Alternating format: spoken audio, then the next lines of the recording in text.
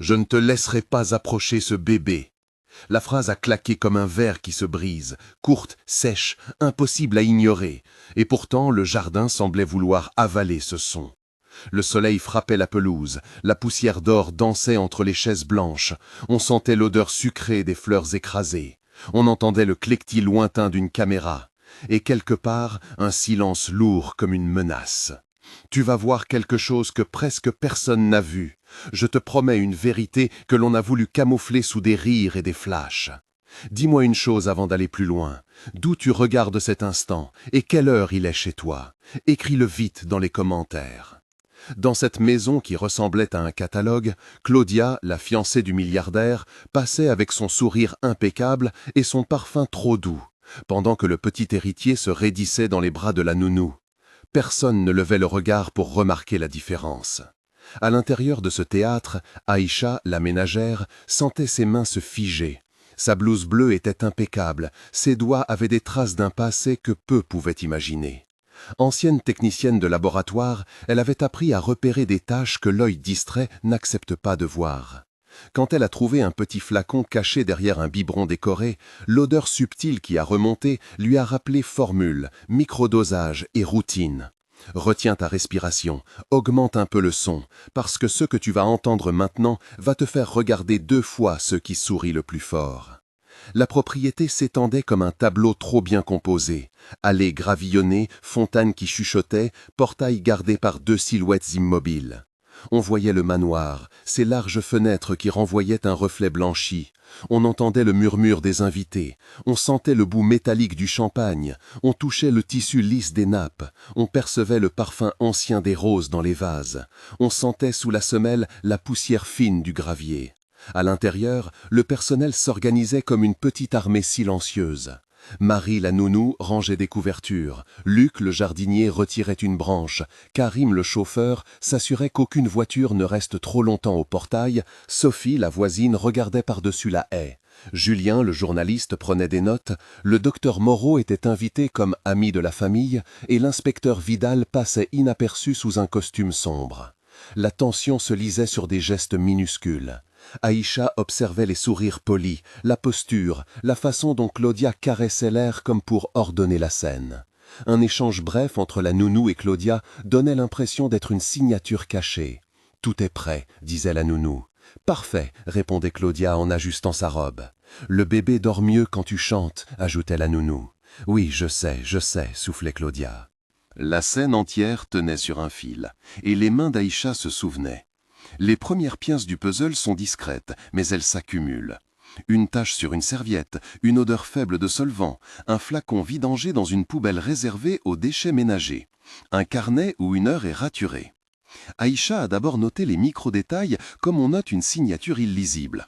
La couleur légèrement ambrée d'un liquide collé au bord d'un biberon, le goût résiduel sur le verre que personne n'avait bu, le silence qui suivait certains gestes lorsque Claudia approchait. La scène clé où elle parle avec Luc le jardinier devient une petite enquête sur le vif. Luc raconte qu'il a entendu une plainte étouffée, qu'il a déplacé une plante pour cacher un passage, qu'il a vu Claudia près du dressing à l'heure du déjeuner. Voici le dialogue entre eux avec la tension des témoins et la lente montée de la suspicion. 8 échanges pour que tu sentes la scène respirer. Aïcha, tu as vu quoi exactement près du dressing? Luc, je n'ai pas voulu y croire, c'était 2 mains, un flacon, elle murmurait quelque chose. Aïcha, tu es sûr que c'était elle? Luc, je n'ai pas très bien vu son visage, mais j'ai reconnu le parfum. Aïcha, quel parfum? Un parfum sucré, mais à la fois froid, comme un ruban de plastique. Aïcha, et après? Elle a remis le flacon dans un tiroir et a fermé la porte à clé. Aïcha, as-tu touché la porte après? Oui, elle était chaude, comme si elle venait d'être ouverte. Aïcha, as-tu parlé à quelqu'un? Non, j'ai eu peur de perdre mon travail. Aïcha, tu veux venir avec moi maintenant si je reviens au manoir? Je ne peux pas, je dois arroser avant la nuit, mais je garderai un œil. Les voix se succèdent, les hésitations, les respirations, les regards fuyants. Les sens s'amplifient, le parfum sur la peau de Claudia, le frottement du tissu, le goût amer de la peur dans la gorge de Luc, la texture rugueuse de la poignée, le silence électrique quand la porte se referme. C'est à ce moment précis, quand les pièces commencent à faire sens, que je te demande de t'arrêter un instant et d'écrire dans les commentaires. Si cette scène t'a donné un nœud au ventre, tu n'es pas seul. Maintenant dis-moi, que ferais-tu si tu étais celui ou celle qui voit quelque chose que tout le monde ignore? Commence ta réponse par « j'aurais » pour que ce soit plus simple à lire. Ton expérience peut aider d'autres qui nous lisent. Partage tes impressions et ta ville, parce que chaque témoignage compte et peut éclairer quelqu'un qui traverse la même chose. Si tu as déjà vécu une situation où un détail a tout changé, écris-le aussi. La communauté ici se soutient et chaque commentaire est lu. Maintenant que tu as donné ton mot, on reprend le fil. Ce moment de pause ne sert pas seulement à respirer, il sert à mesurer la responsabilité du témoin et la valeur d'un petit acte qui peut tout faire basculer. La backstory d'Aïcha explique pourquoi elle ne pouvait pas fermer les yeux. Dans son enfance, elle a grandi dans un appartement modeste. Entre le bazar d'une cuisine et des étagères pleines de pots, son grand-père lui apprenait à reconnaître l'odeur d'une huile rance et à distinguer un sucre pur d'un sucre adultéré. Elle apprit à écouter les détails que les autres rejetaient comme insignifiants. Plus tard, sa formation en laboratoire l'a rendue minutieuse. Elle a appris les protocoles, la lecture de rapports, l'importance d'une trace minime. Les années en laboratoire lui ont donné des habitudes, noter l'heure, la température, un flacon mis à l'envers. Puis la vie l'a forcée à changer de cap. Une perte brutale, le décès d'un frère emporté par une erreur médicale qu'elle croyait rectifiable, a creusé en elle une colère douce et déterminée. Elle a quitté le laboratoire, s'est retrouvée à faire des ménages pour survivre, mais n'a jamais oublié comment faire un prélèvement, comment emballer une preuve, comment demander un laboratoire indépendant. Ces 3 moments de sa vie expliquent sa vigilance et sa capacité à passer de la discrétion à l'action quand la petite tâche devient un indice de crime. Les preuves initiales s'accumulent à mesure que la curiosité d'Aïcha s'aiguise. Elle commence à collecter des éléments discrets. Un flacon nettoyé et jeté dans une poubelle spéciale, des restes de vitamines dans un verre, une microtrace collée au rebord d'une tétine, un carnet de notes où 1 heure a été entourée. Elle fait appel à son collègue d'autrefois, Marc, un technicien qui travaille maintenant dans un petit laboratoire indépendant. Il parle, échange, rit nerveusement, puis sérieux. Marc propose un protocole improvisé, un prélèvement discret, un envoi anonyme pour analyse, un petit rapport qui peut paraître banal mais porte une preuve. Les descriptions sensorielles deviennent des preuves vivantes. Le parfum résiduel sur une manche, le goût amer d'une goutte imaginée, la texture collante sur le biberon, le bruit étouffé d'une porte qui se ferme, le silence qui suit une manipulation. Les témoins nommés apparaissent. Marie la nounou qui cache ses craintes sous un masque de dévotion, Luc le jardinier qui devient observateur furtif, Karim le chauffeur qui transporte des enveloppes, Sophie la voisine qui commence à questionner depuis sa fenêtre, Julien le journaliste qui hume une histoire, le docteur Moreau dont les mains trahissent une nervosité et l'inspecteur Vidal qui note mais hésite. Ces personnes agissent, passent des messages, mentent parfois, se rétractent parfois, et chacune apporte une pièce au puzzle. L'enquête devient plus risquée. Aïcha rencontre Julien, le journaliste, pour lui confier un flacon et une transcription des heures raturées. La scène du café est dense en bruit, en odeur de café brûlé, en cliquetis d'une cuillère, en texture du journal froissé, en goût amer de la nervosité. Le dialogue entre Aïcha et Julien est long, 8 échanges publics, puis d'autres en aparté, il pèse chaque mot. Aïcha, tu peux vérifier ça? Julien, je peux, mais j'ai besoin d'un élément solide, pas d'une rumeur. Aïcha, j'ai un flacon, j'ai des heures griffonnées, j'ai vu Claudia près du dressing. Julien, un flacon ne dit rien si tu n'as pas d'analyse. Aïcha, Marc au laboratoire peut faire un test anonyme. Julien, si c'est prouvé, je publie immédiatement. Aïcha, et si je suis attaqué? Julien, tu seras protégé, mais tu dois me faire confiance. Aïcha, pourquoi devrais-je te faire confiance? Julien, parce que je cherche la vérité, pas le buzz. Aïcha, alors aide-moi. Les échanges sont ponctués de regards, de mains qui se serrent, de silence.